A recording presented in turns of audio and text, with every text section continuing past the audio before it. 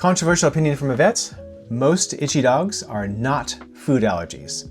So let's step back and talk about allergies. What are they? It's basically our immune system kind of freaking out to things in the environment, all right? Seeing it as a foreign substance and saying, hey, I gotta do something about this, and overreacting.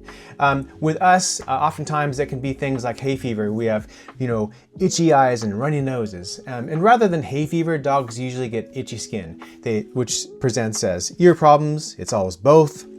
Sometimes one more than another, but it's always both. Chewing their paws, especially their front two paws, but it can be all four. Licking them a lot, and itchy and scratchy in sort of the more kind of like, foldy places under the neck, armpits, groin, belly, around the bum end are your classical areas where dogs show allergies. But an allergy is just like an umbrella term of your body's immune system just doing that whole freak out thing. And people think about oftentimes that, their dog's itchy, so they go and grab a grain-free diet thinking that's a problem, when actually of dogs with allergies, and only about 10% of dogs have allergies. So if you lined up 100 dogs, 1 or 2 of them will have allergies. 10% of those dogs will have food allergies. So 1 to 2% of dogs will have food allergies.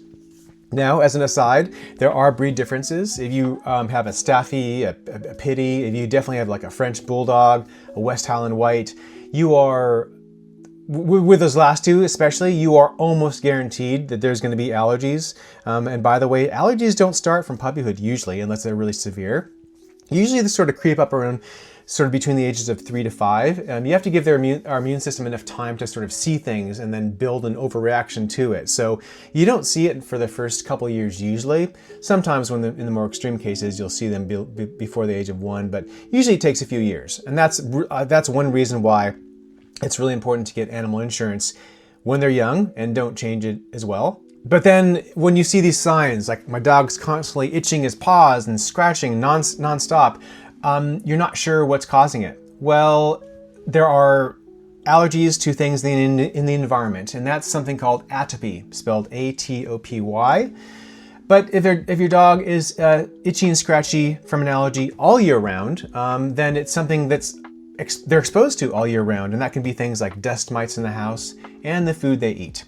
Now, going to food allergies, that's going to be almost always animal-based proteins.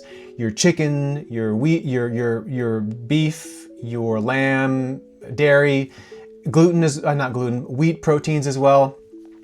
Things like grains are not really so much a thing. I've heard a skin specialist talk about grain allergies, and in her entire 20-year career, believes she's seen about 2 of them. You'd never know by walking down the grocery store aisle, but the grains, dogs are not little people, and grain issues are not so much a thing in dogs. They don't have celiac disease.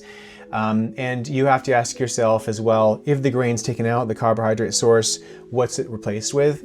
But as long as it's a complete formulated diet, grain-free diets are fine. They're safe. It's a personal choice. There's no health benefits, but there's nothing wrong with them. Going back to allergies, so if your dog is itchy, at a certain time of year for a couple months, it could be seasonal, grasses, pollens, fleas are definitely a thing. And it's always best to not self-diagnose that with yourself in Dr. Google, but actually go to the vet and say, here's what's happening, here are the clinical signs, and they can help to get a proper plan started to get a diagnosis, which is oftentimes the hardest part. And then after that, like a plan to treat it, and then ideally to prevent it or manage it.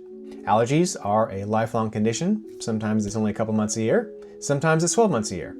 But there are treatments for it. And the most important thing is that the quality of life of your dog is comfortable. Like if you were constantly itching and scratching so much to the point where it's hard to sleep, that is a quality of life issue. So it's important that you do address allergies. And your vet can also help you to diagnose food allergies as well, which is done by a specific diet elimination trial. Don't do it by yourself. Those hyperallergenic foods in the grocery store, you turn the bag over and the first ingredient is chicken, which makes no sense. So they're not hypoallergenic at all, but your vet can help you set a track for like putting you and your dog and everybody in the house to the same plan to put them on a special elimination diet to rule in or out a food allergy and specifically what type of animal protein it is against. Dog allergies are confusing enough already. Now, dogs don't come with instruction manuals, unfortunately, but I'm trying to build the next best thing. So check it out in the link below.